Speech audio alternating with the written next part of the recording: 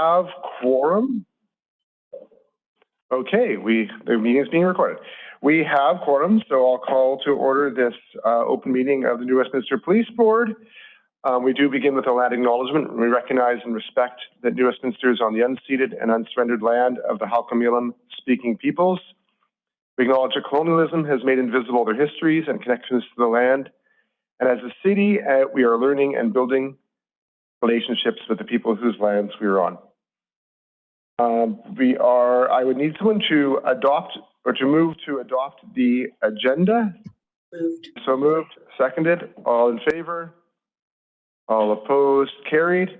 Heather, if you do oppose a motion, I'm going to presume you're consenting. If you oppose, just please let me know. Just make a note. Just say opposed on, and it'll be fine. Okay. So we have 6 items on the consent agenda. Does anyone want anything pulled from the consent agenda for discussion? Patrick. Okay, Pat. So Patrick. So it was 2.4 for me. 2.4. Mm-hmm. Andrew. 2.2.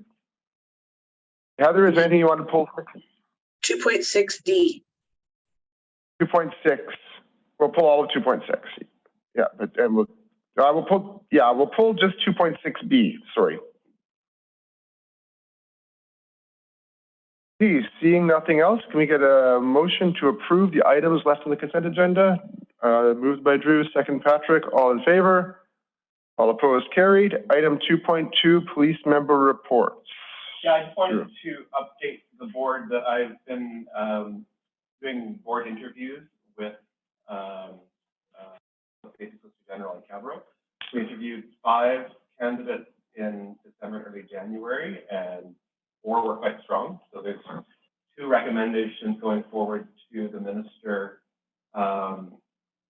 imminently. So hopefully we'll have 2 new board members joining us. However long that process takes. Right. Great. That's a good update. Any questions or concerns about that? Seeing none, we'll move 2.2 for receipt. Moved, seconded, all in favor, all opposed, carried. Thank you, Drew. Street check policy, Patrick. Yes, thank you. I just wanted to offer my congratulations to NWPD really for attaining zero street check, given findings in the past about the racialized effects of street checks, VPD's own statistics with Indigenous peoples, and then Toronto Police with Black residents in Toronto. So I think a lot of kudos to Inspector Dudar, and who's not here, but to the rest of the leadership as well for maintaining, I guess, zero street check. And I think that really hits on several of the action items this board has tasked the force with obtaining in the past. So again, just like to offer my congratulations on that zero street checks. And I hope to see that continue. Thank you.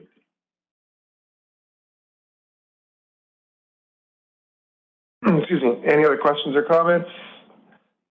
Seeing none, that we are moving to receive, I believe. Moved, seconded. All in favor, all opposed, carried.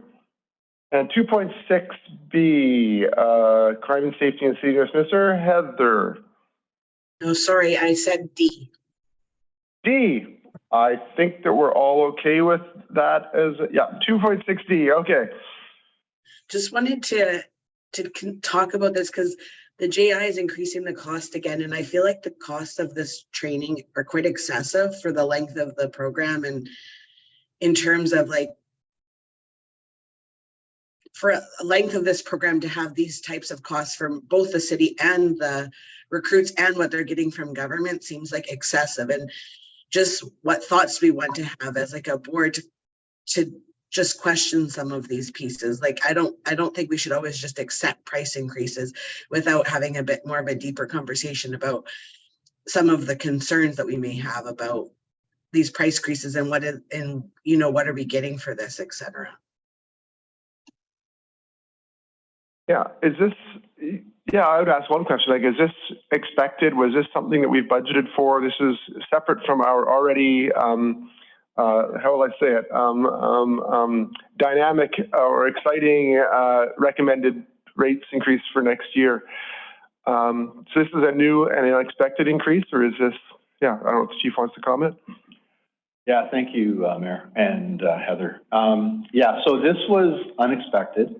As you see by the date of the letter, it was December 18th, which is after, provincially, as you all know, we have to set, or you as a board, pardon me, have to set your budget. So we unfortunately haven't had an opportunity as chiefs to meet since this letter and have a discussion with Superintendent Keys, who oversees the Justice Institute, and I'm sure she's just passing along costs that are incurred within the bigger body of the Justice Institute. So some of the things I want to talk about at municipal chiefs is that exact issue. Even just the timing of it needs to, predate November the 30th when we have to have our budgets approved. Because you're right, Mayor, this will be again another unfunded cost to the organization that we haven't included in our budget with the city. But I also sit on, as do several chiefs, sit on another group that works with the Justice Institute, Police Academy specifically, to talk about police training. And I intend to, and I think it's coming up in the next week or two, to raise it there. Because to Heather's point, I think that the boards, well, you specifically, would like to know where all these increased funds are going to. What does that budget look like for the JI moving into 23 and 24? And I know it's something the deputy has talked about several times in different meetings also, about just, the costs are going up a lot. Where's all this money going and what's it being used for? And I'm not questioning it's needed, but it would be nice to have a clear understanding. So like Heather, when you're looking at the question you just had, you say, well, okay, now I see where that money is going and how it's going to be utilized. So that's what I'm going to be doing. One, taking it to community chiefs, bring it to the PAC, which is the group that I said that the chiefs meet with the Justice Institute staff. But I do know that at some level, and we'll talk about it later, I think, at your provincial body, there had been some advocacy going on in regards to the JI. And so it might be something, if I could suggest whoever wants to become the new rep for the BCAPV, maybe you could bring it forward to them, because I think having both bodies speaking to the JI and or government about it would probably be beneficial. Thanks, Chief. Okay. That makes a lot of sense. Oh, sorry. Feel free to follow up. Thanks. I think that makes sense. Yeah, for sure. Yeah, and is this, I assume this is funded by the Ministry for Advanced Education through, is that the funding body for the JI? Partially, yes. So they get funding from Advanced Ed, but they also get 1.9 or 1.8 million per year from PSSG, Police Services, provides some funding also. So it's a joint funding. It's under Minister of Public Safety. Correct. And then we, starting back in whatever it was, April, we as a city or a board have to pay, the recruits pay tuition. So there's multiple funding sources. And a lot of them are new, as I said. And so it's a bigger conversation to see how that money is going to be utilized. So there's also an equity argument about, the recruits are also paying for a lot of their own expenses and those are going up as well. And if we're trying to achieve equity goals in how we hire in the police force, that might create a barrier as well. Is that? Yeah, I mean, it's been something that we brought forward, specifically VPD brought it up. Deputy Chief Rye many years ago brought up that exact issue about, we're trying to bring in a much more diverse member, and that these costs can put up roadblocks to some. The argument back was, well, they're getting paid as police officers, but it's still a debt that you have going into it. And so, what kind of roadblocks does that put up? And we have done our bit, as I'm sure other city or municipal police departments have done, to try to help that in some ways. But it still is an additional roadblock to finding quality recruits, for sure. Okay, so you intend to follow up at your end on this. I guess the question would be what the board, if the board wants to ask for, I guess, reporting back on this challenge, right? So it would be, I think what we want to hear is some request from the JI on what are the pressures, what are causing the rates to go up, and some report internally about what the accountability for what the money is being spent. how we actually time when their rates go up because of our budget. Timing cycle is not the same as theirs. And the third is anything, if we're working on a DEER framework to try to diversify our workforce, whether this is creating barriers to members, would those be the 3 points that I think we would want to have sort of some discussion back with? I don't know if we want to actually ask for that report back right now, or if we want to follow up, or like, I don't know what the method would be now for us to sort of follow up on that conversation. I certainly, if I could, I can absolutely, I'll have answers to most of those by our next board meeting in February. Okay. So if I could suggest, Your Worship, I'll bring back a report to the board in February that'll address many of those. And then maybe if there's further conversations or advocacy that needed, maybe we could follow it up after that report. Yeah, I'm definitely, and again, I'm interested in the advocacy side towards provincial government, making sure that we're directing it at the right levels of provincial government so that they know that our concerns are, because ultimately this is being pushed by the provincial government funding models. So that's where our advocacy has to go back. But we should be informed with both why it's happening and also informed about how it's actually impacting our operations or how we want to operate. So that is a recommendation, I believe, to the chief that they come back with a report for next meeting. Can I get someone to move that and seconded? All in favor? All opposed? Carried. Thank you.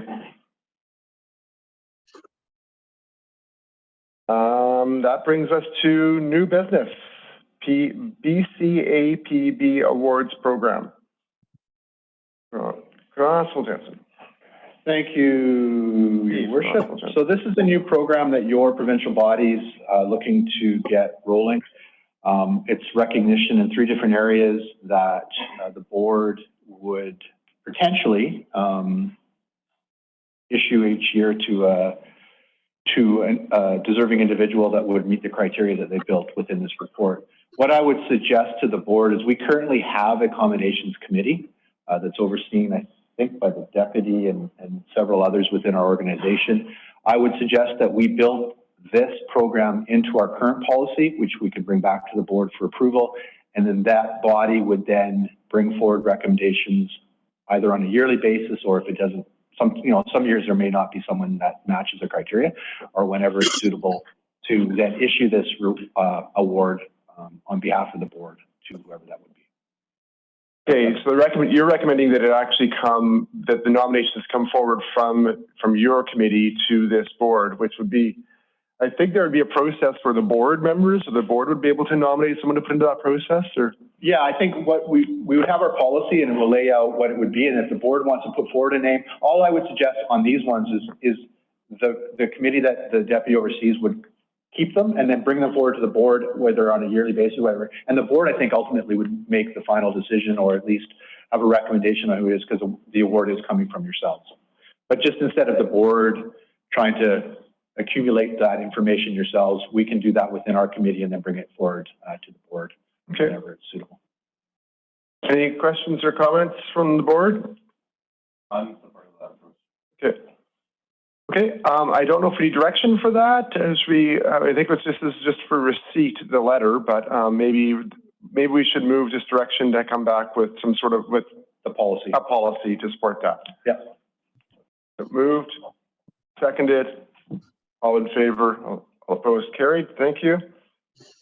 And appointment of a BCAPB representative. So, and Daisy, please correct me if I'm wrong, but I guess the long story short is the board has a seat on your provincial body. That New West, 2 seats, sorry. Are they both vacant? Yeah.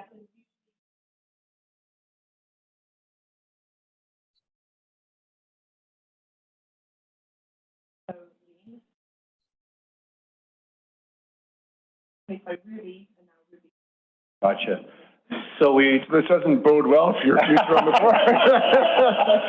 So if you want to have so if you want to get off the board, put your name for it. But we would be looking to get at least 1 rep for the BCAPB. Daisy can provide details on how often they meet. I think they do meet virtually, and it's not, is it once a month or maybe monthly? And then in a perfect world, if we could have a backup. An alternate. An alternate would be great.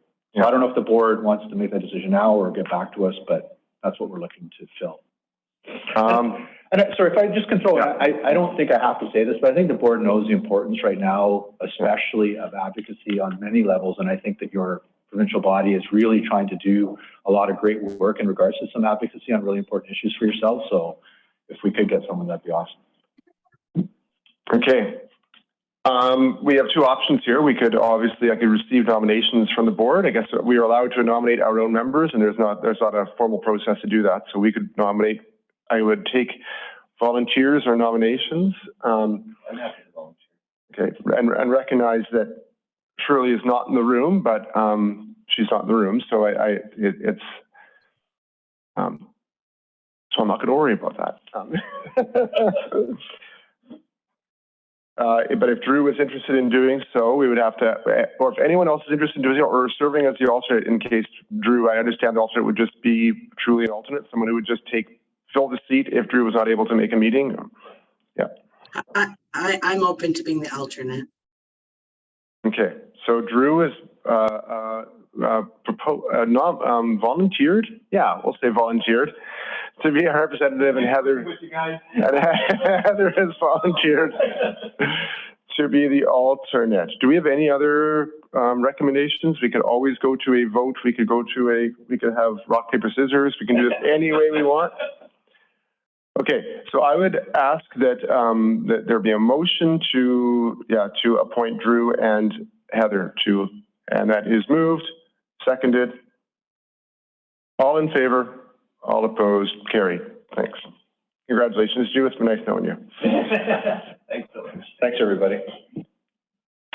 And that's it for the agenda, unless there's anything surprising or anything new on the agenda.